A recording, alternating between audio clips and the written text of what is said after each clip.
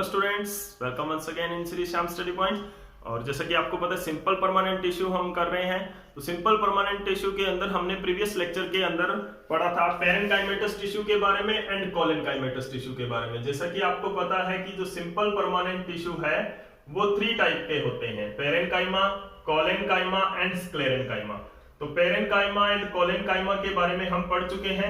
आज हम डिस्कस करेंगे the third type of simple permanent tissue and that is the sclerenchyma. Sclerenchyma क्या होता है? स्क्लेरेन्काइमा दोनों से काफी डिफरेंट होता है। किस तरह से डिफरेंट होता है? देखो ये स्क्लेरेन्काइमा, सबसे पहले तो हम नाम देख लेते हैं। तो जो स्क्लेरेन्काइमा है वो नाम कैसे पड़ा और उसका मतलब क्या है? तो स्क्लेरेन का मतलब होता है स्क्लेरोस, स्क्लेरोस का मतलब होता है हार्ड, स्क्लेरोस का मतलब होता है हार्ड। तो it is a very hard tissue of dead sales. अब हार्ड होगा तो डेड होगा, डेड सेल्स होती हैं। जो हार्ड सेल्स होती हैं प्लांट के अंदर ज्यादातर क्या होती है? डेड सेल होती है। और बहुत ज्यादा पार्ट जो प्लांट के हैं वो डेड सेल से बने होते हैं। फंक्शंस कैसे करते होंगे हम आगे जब कॉम्प्लेक्स परमानेंट टिश्यूज पढ़ेंगे तो उनके अंदर भी करेंगे कि कैसे वो डेड सेल्स हैं वो फंक्शन परफॉर्म करते हैं। तो sclerenchyma is the dead tissue. Sclerenchyma है वो क्या होते हैं? डेड टिश्यू होते हैं, थिक सेल वॉल से। दी जाता है made up of dead cells having thick cell wall due to deposition of, किसकी डिपोजिशन की वजह से? Due to deposition of lignin. Lignin की डिपोजिशन हो जाती है। जो भी सेल डेड होती है ना उसके चारों ओर क्या होती है? डेड सेल क्यों होती है? लिग्निन डिपोजिट होना शुरू हो जाता है सेल वॉल के अंदर। और उसका जो अंदर वाला पार्ट है, जो उसका प्रोटोप्लाज्मिक पार्ट है, वो क्या होता है? खत्म हो जाता है। तो इसके अंदर क्या होता है? कोई प्रोटोप्लाज्म नहीं होता। तो दे does not have any living protoplasm. कोई लिविंग प्रोटोप्लाज्म इनके अंदर नहीं होता है। And they have very narrow lumen. अब नेरो ल्यूमन का मतलब क्या होता है? नेरो मीन्स बहुत कम, बहुत पतला। ल्यूमन का मतलब क्या होता है? इंटरनल स्पेस जो इनका होता है। ये इस तरह की सेल होती है। बाकी जैसे मान लो आपने पेरेन्काइमा ड्रॉ की, इस तरह से ड्रॉ की थी पेरेन्काइमेटस सेल, कोलेनकाइमेटस भी सेल इस तरह से की थी। तो उसके बीच में जो आपने स्पेस देखा था, ल्यूमन देखा था, वो उनका काफी बड़ा था।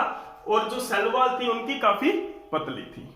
ठीक है ना, सेल वॉल काफी पतली थी और जो ल्यूमन है वो काफी बड़ा था। स्क्लेरेन्काइमेटस टिश्यू किस तरह का होता है? इस तरह का होता है। यहां पे देखो, दिस इज द ल्यूमन। ये सारी की सारी क्या इतनी बड़ी?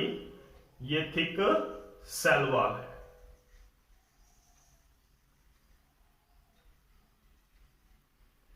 एंड कंपैक्टली पैक्ड होती है। कोई इंटरसेलुलर स्पेस यहां पे नहीं होता है। इसको आपने शेड करना है, पेंसिल शेड होना चाहिए ये पार्ट आपका, क्योंकि ये थिक सेल वॉल है। किसी भी तरह का इसके अंदर इंटरसेलुलर स्पेस नहीं होता है। इस तरह की सेल्स ये होती है। डेड सेल होता है तो इनके अंदर क्या होता है? वेरी नैरो ल्यूमन होता है, नैरो ल्यूमन।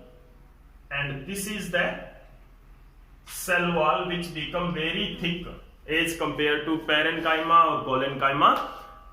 किसकी वजह से? लिग्निन की डिपोजिशन की वजह से बहुत ज्यादा थिक हो जाती है।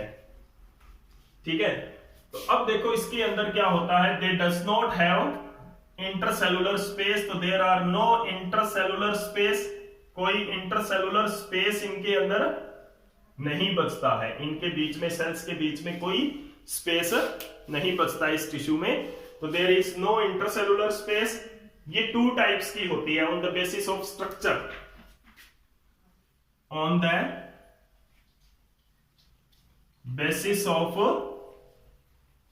Structure it is of 2 types. 2 तरह की होती है। कौन कौन से 2 टाइप्स होते हैं? पहला है sclereid and second one is the fibre. तो sclereids and fibre are the two types of the sclerenchymatous tissue. Sclerenchymatous cell जो होती है वो दो तरह की सेल, जो स्क्लेरेनकाइमेटस टिश्यू जो होता है उसके अंदर दो तरह की सेल्स पाई जाती हैं, एक तो स्क्लेरिड होती है और एक होता है फाइबर। फाइबर के बारे में बात करते हैं तो fibre are the elongated cell, लंबी सेल होती है, elongated cell with the tapering end, elongated cell with the tapering ends। ठीक है ना। किस तरह की सेल होती है स्क्लेरेनकाइमेटस फाइबर? इस तरह की सेल होती है, elongated cell with the tapering end। इनके ऊपर क्या होते हैं? पिट्स होते हैं, छोटे छोटे होल्स होते हैं। ठीक है ना। इस तरह की क्या होती है? These are the tapering end, पतले एंड होते हैं इनके, एंड स्क्लेरेनकाइमेटस फाइबर। ये क्या होती है? They are present in bundles, bundles बनाती हैं, यानी कि बंडल्स के अंदर प्रेजेंट होती है कि बहुत सारी स्क्लेरेनकाइमेटस सेल्स इस तरह से बंडल्स के अंदर प्रेजेंट होती है। बहुत सारी सेल्स यहाँ पे ड्रॉ कर सकते हो आप। तो ये क्या बनता है? बंडल्स बनता है। इस तरह की एक बंडल्स के अंदर ये प्रेजेंट होती है। सिंगुलर बहुत कम चांस है ये प्रेजेंट हो। तो this is the structure of the sclerenchymatous fibre. अब देखो ये कहां पर होती है, ये काम क्या होता है इनका? ये सेल बहुत ज्यादा स्ट्रॉन्ग होती है एंड फ्लेक्सिबल होती है, बहुत ज्यादा स्ट्रॉन्ग होती है और फ्लेक्सिबल होती है। यूज कहां पे होता है इनका? यूज जूट फॉर्मेशन, जूट के अंदर, एंड टेक्सटाइल बनाने में इनका यूज होता है। ठीक है ना, क्योंकि धागे नुमा स्ट्रक्चर ये दे देती है, तो उससे जूट और फाइबर से बनता है, छोटे छोटे थ्रेड लाइक स्ट्रक्चर्स से दिखने लग जाते हैं। तो ये क्या बनाती है? जूट एंड टेक्सटाइल में यूज इनका होता है। और अगर हम स्क्लेरिड की बात करें तो स्क्लेरिड की जो शेप होती है वो इस तरह से होती है। ये क्या होता है? दे हैव डिफरेंट शेप्स, अलग अलग शेप में हो सकती है ये, different shape but not elongated. Elongated shape नहीं होती इनकी, अलग अलग शेप के अंदर ये हो सकती है बट इलोंगेटेड शेप में नहीं होती। इट मे बी ब्रांच्ड, ये ब्रांच्ड भी हो सकती है। ठीक है, लाइक दिस, ये ब्रांच सेल भी हो सकती है इस तरह से। ये एक सेल है, ये इसके ऊपर इस तरह की ब्रांचिंग है। लिग्निन डिपोजिशन की वजह से इनके अंदर क्या होता है? ल्यूमन बहुत कम रह जाता है, लाइक दिस। ठीक है, और इनको स्टोन सेल भी बोलते हैं क्योंकि ये काफी हार्ड होती है। स्टोन सेल भी इनको बोलते हैं, it is also known as stone cell. ठीक है, स्टोन सेल भी इनको बोलते हैं। इलोंगेटेड नहीं है, इसकी शेप वेरी करती है और ये फ्लेक्सिबल नहीं है, इसकी तरह फाइबर की तरह फ्लेक्सिबल नहीं है। इट इज ब्रिटल, यानी कि टूट जाती है, नॉट फ्लेक्सिबल। फ्लेक्सिबल नहीं है, क्या है? ब्रिटल होती है, टूट जाती है, यानी कि फ्लेक्सिबल स्ट्रक्चर्स है वो आसानी से टूटती नहीं होती है।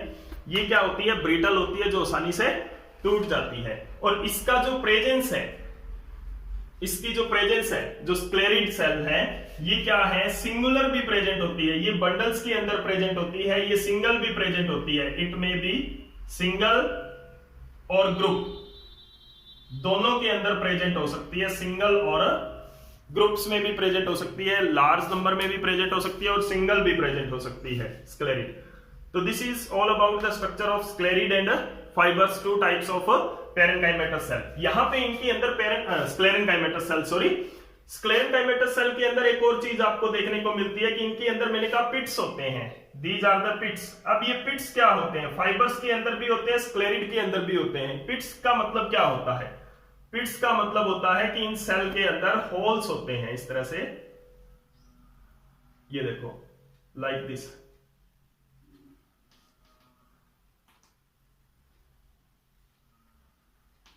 इस तरह से क्या होते हैं? कैनल्स।